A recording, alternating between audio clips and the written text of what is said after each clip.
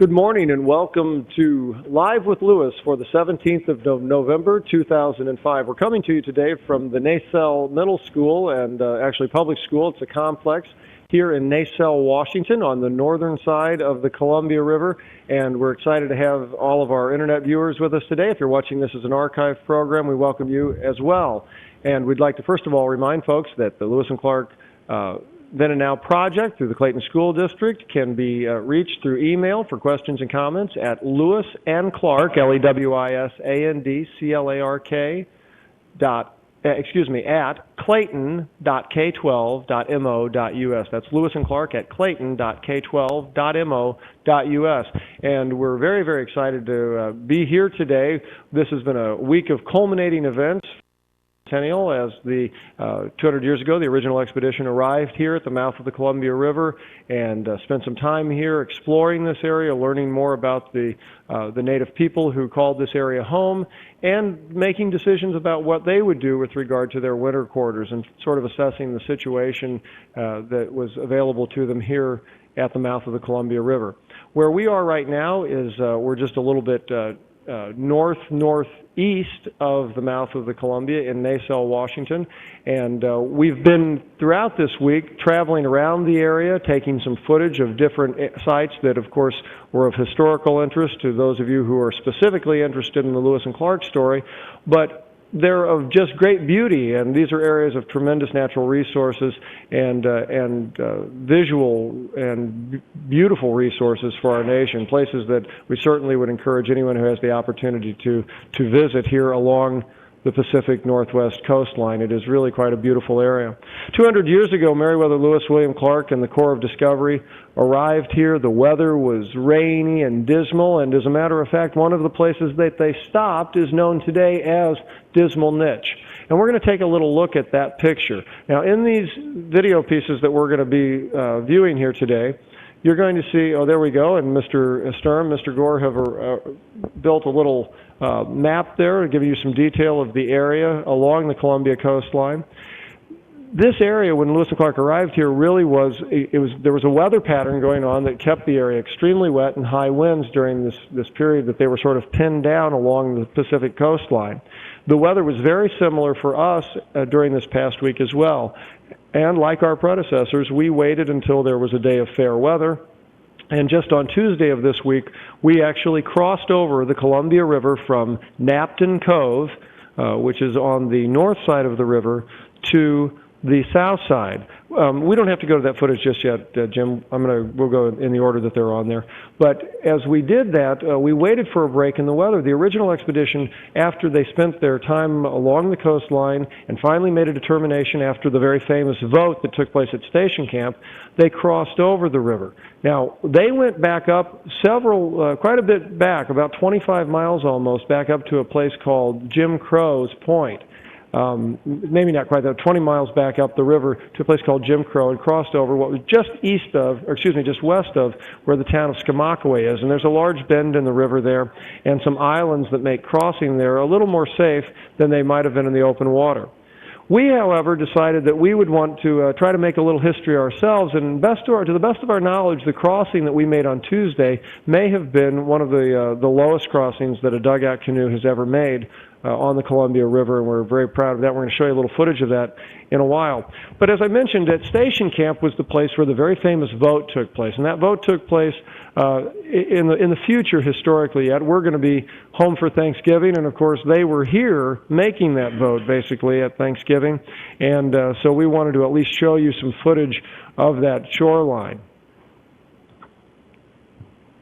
Station Camp is an area just north of Astoria, just across the Astoria Bridge, really where the river starts to open up into the Pacific Ocean.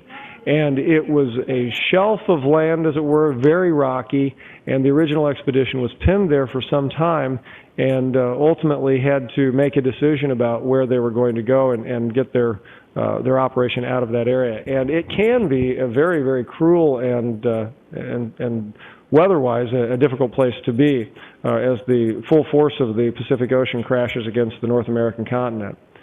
Some of the other areas there we'll take a look at. Be Fort Columbia. Fort Columbia was essentially the corner that they had to get around, as it were, to try to work their way up the coastline. And there you can see this beautiful site and the architecture there, which still reflects much of the 19th century heritage of this area and its military importance as a strategic location along the American Northwest Pacific coastline. We'll also take a look now at Cape Disappointment as we move from these shots on into the next bit of video. Cape Disappointment, of course, was very important. It was an area that really overwhelmed the original expedition. When Clark made his way to that area, he was absolutely in awe of the power of the Pacific as it crashed against the coastline. This is a remarkably beautiful area, and it is now the area where the Cape Disappointment Coast Guard lifeboat school is, and this is an area that is one of the most treacherous waters in the world, really, and the Coast Guard plays a very important role here in providing life-saving facilities and life-saving services to maritime travelers who may need it, whether they be commercial fishermen or private individuals. We want to thank the Coast Guard for the work that they've done with us and their support as we have made our way down the Columbia River retracing this great expedition. And finally, after many, many months, and those of you who have been watching us know, well, here we are, we're 7.5 months basically into this exercise for this year, and we have been spending the majority of our time with canoes this year and team building and trying to understand where the original expedition was, not just with regard to their clothing and things like that, but with regard to their canoe abilities, their confidence level as a team engaged in a very, very difficult physical exercise. And for our team, the culminating experience really was on Tuesday, and we're going to go to that video now, and we're very proud to bring you footage of, and we're going to have more coming online this winter of actual crossing footage, but this is Matochante, or Bear Heart. This is the canoe that we built in 11 days, as the original expedition did, up near Lewiston, Idaho, and put it in the water at Orofino, Idaho. With the exception of Lake Umatilla, this canoe has made its way all the way down from the Clearwater, down the Snake River, and all the way down the Columbia River. And here in this video, you're about to see this canoe, 26-foot-long ponderosa pine, making its way into the mouth of the Columbia River just above the Astoria Bridge for what proved to be one of the most harrowing crossings that we have had to date. And there you see the first crew loading up, and there's been a lot of experience and time invested in learning how to handle this canoe. It is a traditional canoe. It has some modern influences, but a log is a log is a log. And this log will now make its way across the mouth of the Columbia River. And this crossing took us approximately an hour and a half. We were forced to work our way upstream because of the tremendous interface of the tidal action, the current, the wind, and of course shipping. And there you can see in the distance, those are ocean-going freighters that are actually several miles away, and they're still that large there. Now, we will have footage later over the winter that we will put up of the actual crossing taken from the support boat there, the dory that's crossing in tandem with the dugout. And but as you can see, this is quite a large expanse of water, and I assure you that the water in the middle is very different than the water you see along the shoreline there. It is very, very agitated water, and it was quite a crossing. We're excited to have accomplished that. And yesterday we took our canoe finally across Youngs Bay and up the Lewis and Clark River, arriving at the site of the original camp of Lewis and Clark. And of course, that was the site of the replica of Lewis and Clark's compound there, Fort Clatsop, and of course that replica burned down a month or so ago, and efforts are underway with archaeological work and other things to restore that place, and we're going to be talking about more of that in today's video conference and in subsequent video conferences. Today, our guest for the day is a person who I'm very, very excited to introduce, in fact, several people. And I'm going to actually ask them to introduce themselves in just a moment. I would remind you, if you have questions and comments for us today, to please send them to Lewis and Clark at clayton.k12.mo.us. It is my great honor to introduce a couple of people here who have absolutely played an important part in the bicentennial. They've played an important part in my experience in the bicentennial, and they have played an important part in the lives of many, many, many people. And I'd like to welcome the Lagergrens, George and Millie. Thank you very much for being here. I'm happy to be here, and I'll enjoy everything that there is to enjoy with you. Well, thank you. I appreciate it, George. And we want to thank Millie.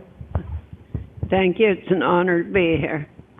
George and Millie are elders of the Chinook Nation, which is the traditional, which is the homeland that we are on right now. It is the land of the people we are on. There's a long story about the story of the Chinook people here in this country, and this is where, when you read about the Chinook, we are where the Chinook have always lived, and where they continue to live today. And we're excited to start a conversation a little bit with George here about what it's like, first of all, to be a native of this land. And one of the things that George, I'll go ahead and tell you, George is the man who carved Little Wolf. And we're going to be talking about Little Wolf a little bit today, and that's a very special bond that we have. And but I just want to ask you, George, as not just a member of the Chinook Nation, but as a member of, as a citizen of this country, as a member of the world community, as a person who lives here in the Nema area and here near Nacelle on the northern side of the Columbia River in Chinook country, what was it like growing up here? Can you tell us a little bit about your life in this area, and a little bit about being both a member of this community at large, but also about being an elder of the Chinook Nation? Can you just tell us a little bit about your experiences growing up and what it was like to be from this place to where we've come so long?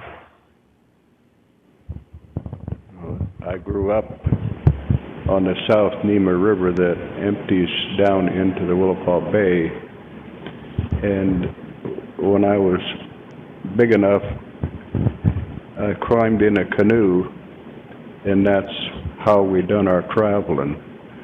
We didn't walk any more than we had to, but because the land was so brushy and hard to travel in, so we traveled by water mostly.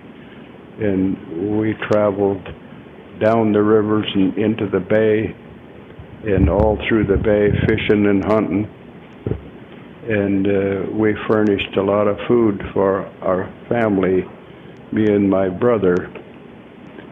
We were hunting partners, and we grew up like they did many, many years before us. We followed that same pattern of life, and that's the kind of life we lived in, the kind of a country we grew up in, and we just automatically followed that way of life. Now, I know that you're wearing a ribbon today, and I was honored to receive one the other day. We were at the same veterans ceremony, and of course, folks who are watching know that my background's the Army. You were in the service as well, weren't you? Yes, I was in the Navy, United States Navy, and I went through the World War II, and I was in all the invasions of Iwo Jima and all taken back the Philippine Islands, and I also was over on the European side, and we took the Army and the Marines over into getting back and helping France recover from what they had, the problems they had. And I knew all about those problems they had, so I joined the Navy to help and do what I could do for my country. Well, with all that experience, that Chinook waterman experience, it was probably a good thing you were in the Navy. Now, I also know that when you came back from the Navy, you kind of had your eyes set on a local gal. Now, can you tell us how you met your wife and how your relationship? Because your wife was a local girl too, wasn't she? Yes, my wife was local, and I knew her grandmother and her grandfather as well as I knew my own grandmother, and my grandmother and her grandmother and grandfather grew up together. In fact, they were related. My grandmother was related to her grandfather, and so when I joined the Navy, I met her brother, and we went through all the war years on the same ship together. And automatically I come back and I met my wife, and we've been together for close to 60 years now. Well, I'm going to let you hold the microphone because you're doing a fine job with it, rather than us handing it back and forth. And can you also tell us how many kids and grandchildren do you have? Because you are very much a patriarch of the Chinook Nation today. You've done a great deal to increase the numbers of Chinook. So can you tell us about how many kids you have and your grandchildren? Well, we have 9 grandchildren. Nine children. 9 children. And I think we got 20 grandchildren, and they're all part of our family. And we gather together as often as we can. Where most of them live within visiting distance, and we have functions through the year where they all come and visit with us, and we have functions that we invite them there, and so we all get together often. Can you tell us a little bit about, and since we have you here, it's very important, a lot of the students and the folks who watch this broadcast have seen Nacelle many, many times in the course of these broadcasts that we can do. And can you tell us a little bit about Nacelle, about, as you shared with us the other day, about growing up with the tree, and then the making of the canoe, and his participation in the bicentennial? Well, I grew up on the banks of the South Nima River, and I roamed through the woods hunting and fishing and all. And the logger came in and he logged a section of our land. And this log laid, they didn't take it out. If you can hold it just a little closer to below your mouth there. They never took this one log out. It laid down along the edge of the woods. And so I came along and I seen that log laying there, and I studied it over. I was going to cut fence posts out of it. And I thought, well, that looked like a nice little log, and I might be able to make a canoe out of that. So I took my saw and cut it up and in the right length, and I started whittling on it. And that's how Nacelle got built, chopping little by little and chipping and shaping it out. And then that canoe ended up going on quite a long journey. You sent it to Monticello as part of the beginning of the bicentennial, and that was very powerful. It's had a very powerful journey of its own. Yes, we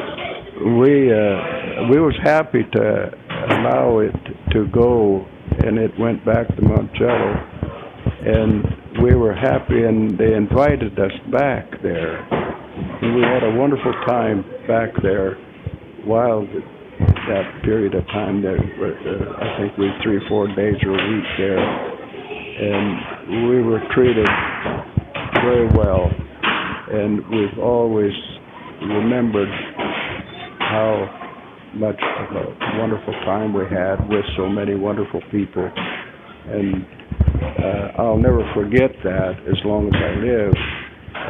What a wonderful thing it turned into be, and I'm glad that little canoe had the chance to do what it done.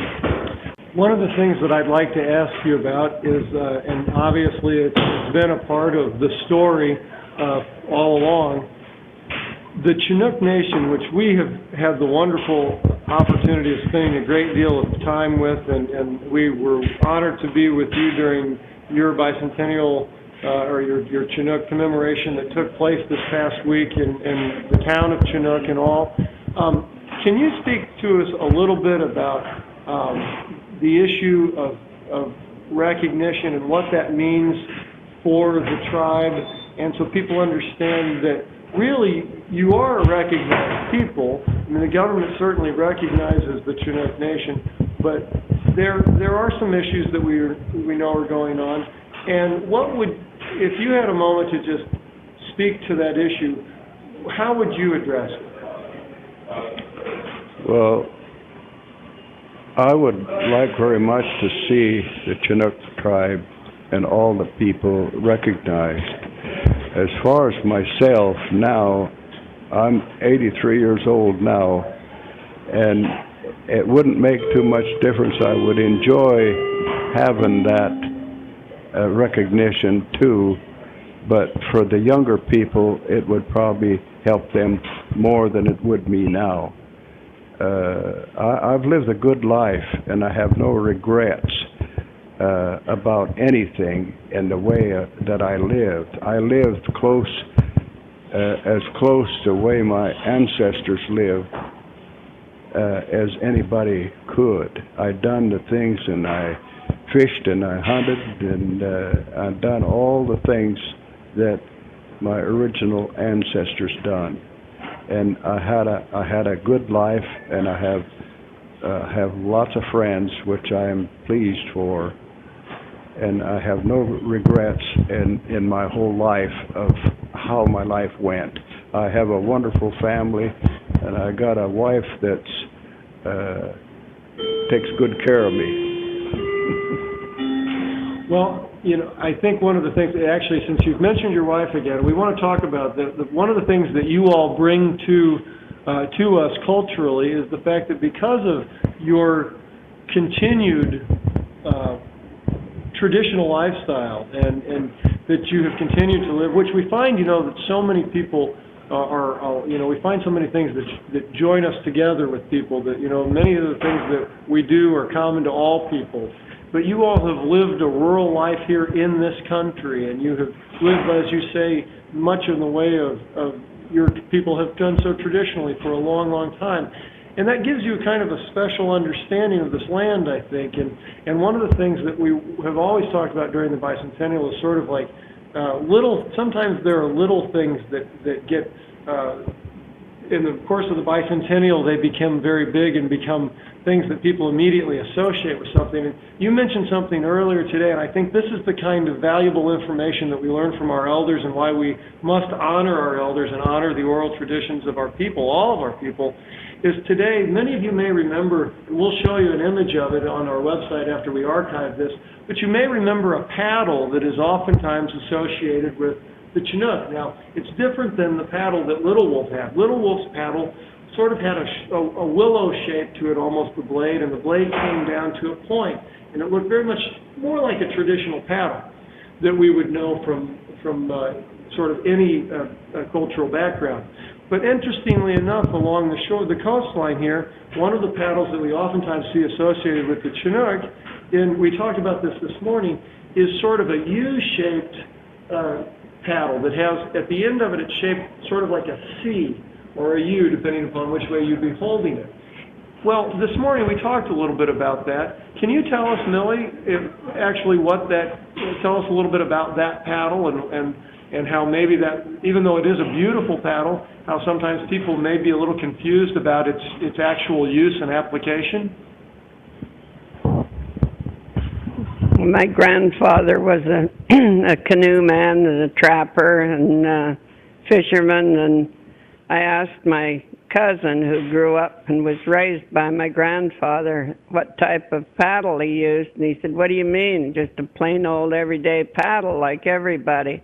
I said, "Well, what's that U-shaped thing?" He said, "That was a woman's swamp paddle." He said they used those for digging the wapato roots out of the bottom of the swamps and pushing their way through the cattail swamps. So the more traditional paddle is the one like Chinook had in him. But the other one's a beautiful paddle, but it's more of a woman's paddle, I believe.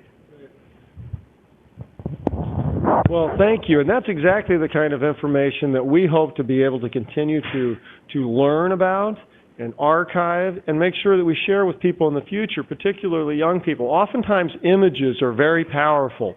And when we see images, whether it be in a book or on television or on the internet, oftentimes those images make very strong impressions on people. And just this kind of opportunity to learn from people who actually have a connection to those items helps us have a better understanding not only of our own history, but the history of those people and vice versa. We learn that all people that we have met throughout this trip are sort of driven by the same things, that common sense often dictates the design of things. The Chinook canoes, like Nacelle, are very different in design than Mato Chante, the one that we have used, because it was designed in a different place to be used on different kinds of water than the original, than the dugouts that the expedition built when they were with the Nez Perce or the Nimipu people. So these are all the valuable things that we continue to cherish about this opportunity to talk with people across the country, and particularly with the two of you. Now, today we're going to have an opportunity to visit a little bit more with you. I just want to express to both of you how much we appreciate the opportunity to be part of returning to Nacelle, to the Chinook homeland. We have been absolutely forever grateful to you for what you have taught us at a personal level. And I want to say very publicly that I want to thank George for probably teaching me one of the greatest lessons. And I don't know whether you fully understand this or not, George, but George has helped very much to teach me about patience and about the channeling of energy in different ways. And thanks to you, George, I think that I will forever be a little bit a canoe paddler and a canoe builder, and I've had those opportunities that I don't know if it would have come if we had not had the opportunity to begin this trip this year with Nacelle. So I thank you. I thank all the Chinook people for being host to us as we're here on Chinook land in Indian country. And with that, I want to say peace and friendship to our viewing audience. Thank you again to George. Thank you, Millie. Thank you for being here today. And we want to remind everyone that we've got a video conference coming up in just a little while. We hope that you'll stay tuned for that. And until we see you again, we are proceeding on.